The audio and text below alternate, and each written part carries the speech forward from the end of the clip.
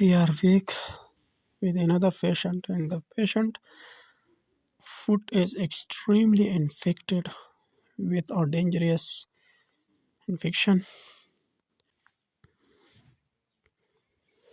To flush the foot.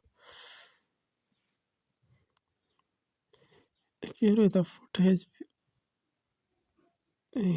removed that the second one. Yes, successfully removed. Now we're applying the gel. Yes, this for the second one. We have to stretch the wound because the wound is so large. I have to remove that fungus type species. We have to wash with antiseptics to clear the wound. I have to remove the nails.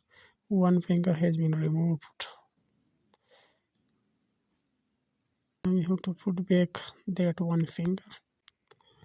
So we have measured the size. Now we are applying the nail polishes.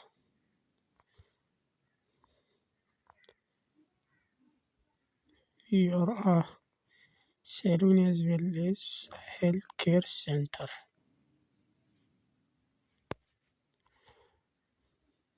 Now this style will be the perfect